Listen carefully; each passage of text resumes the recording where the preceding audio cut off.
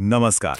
Iran और Israel के बीच जो तनाव है वो अब एक ऐसे मोड़ पर आ चुका है जहां कई एक्सपर्ट्स 2025 को एक बहुत ही अहम साल मान रहे हैं।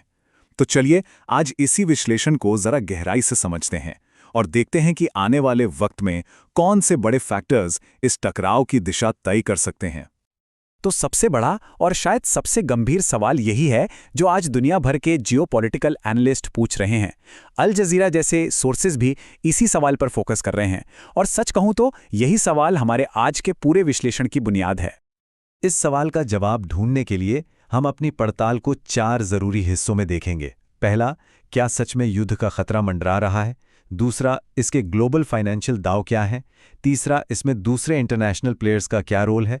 और आखिर में इस टकराव के बाद की दुनिया कैसी हो सकती है? तो चलिए सबसे पहले बात करते हैं उस सबसे बड़ी चिंता की जो सबके मन में है। क्या ये दोनों देश वाकई एक बड़े मिलिट्री टकराव के मुहाने पर खड़े हैं? कई सोर्सेस की माने तो हाँ, हालात वाकई बहुत नाजुक हैं। और ये सिर्फ कोई आज की हेडलाइन नहीं है। एनालिसिस लगातार इसी तरफ इशारा कर रहा है कि साल 2025 एक क्रिटिकल मोड़ हो सकता है। पर सवाल यह है कि ऐसा क्यों है?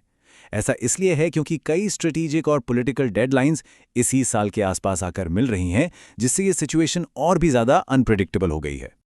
लेकिन देखिए, इस तनाव का असर सिर्फ जंग के मैदान तक ही सीमित नहीं रहने वाला है। अगर ये टकराव होता है तो इसका जो इकोनॉमिक असर है वो पूरी दुनिया महसूस करेगी। चलिए समझते हैं कैसे। रॉयटर्स का ये कोट सिचुएशन को बिल्कुल सटीक तरीके से बताता है। इजराइल ईरान संकट वित्तीय जोखिम की सीढ़ी चढ़ता है।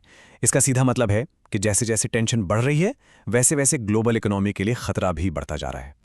ये ना एक तरह की चेन रिएक्शन जैसा है। सबसे पहले टकराव से पूरे रीजन में अस्थिरता फैलेगी। इसका नतीजा क्या होगा? तेल की कीमतों में जबरदस्त उछाल आ सकता है और इसका सीधा असर पड़ेगा दुनिया भर के फाइनेंशियल मार्केट्स पर, जहां एक पैनिक और अनिश्चितता का माहौल बन सकता है। और इस पूरी तस्वीर को और भी ज्यादा कॉम्प्लिकेटेड बनाते हैं दुनिया के दूसरे बड़े देश। ये सिर्फ ईरान और इजराइल के बीच की बात नहीं है। रूस और पाकिस्तान जैसे कई और खिलाड़ी भी इस समीकरण का हिस्सा हैं, जिनके अपने अपने इंटरेस्ट दांव पे लगे हैं। एनालिस्ट की नज़र 3 खास बातों पर टिकी है। पहला, रूस का स्ट्रैटेजिक मूव क्या होगा? दूसरा, पाकिस्तान इस मामले में क्या भूमिका निभाएगा? और तीसरा, ये सब उस बड़े कैनवस में कैसे फिट होता है जिसे फॉरेन अफेयर्स जैसी मैगजीन उथल-पुथल में मध्य पूर्व कहती है। अलग अलग सोर्स हमें बताते हैं कि हर खिलाड़ी का रोल बिल्कुल अलग है। रूस के अपने दांव हैं, पाकिस्तान का जो एंगल है वो साउथ एशिया से जुड़ा है, और ये सब मिलकर मिडिल ईस्ट की पहले से ही अस्थिर सिचुएशन को और भी गंभीर बना देता है। लेकिन ये जो एनालिसिस है वो सिर्फ युद्ध के खतरे पर आके नहीं रुकता। एक्सपर्ट्स ये भी सोच रहे हैं कि अगर लड़ाई खत्म होती है तो उसके बाद क्या होगा? शांति बहाली और रीबिल्डिंग का प्रोसेस कैसा दिखेगा? इजराइल पॉलिसी पॉट जैसे सोर्सेस इसी संघर्ष पश्चात परिदृश्य या पोस्ट कॉन्फ्लिक्ट सिनारियो पर जोर देते हैं। इसका मतलब है कि हमें सिर्फ लड़ाई को नहीं बल्कि उसके पूरे लाइफ साइकिल को समझना होगा, शुरुआत से लेकर अंत और उसके बाद तक भी। यहां पर ना हमें समाधान के 2 अलग अलग चरण दिखाई देते हैं। पहला है फौरी चुनौती, लड़ाई को रोका कैसे जाए। इसके लिए मिलिट्री और डिप्लोमैटिक दोनों तरह के कदम उठाने होंगे। लेकिन असली और शायद उससे भी ज्यादा मुश्किल काम उसके बाद शुरू होता है, एक टिकाऊ शांति कायम करना। तो कुल मिलाकर इस पूरे विश्लेषण का निचोड़ क्या है? ये एक बेहद नाजुक और कॉम्प्लेक्स तस्वीर पेश करता है।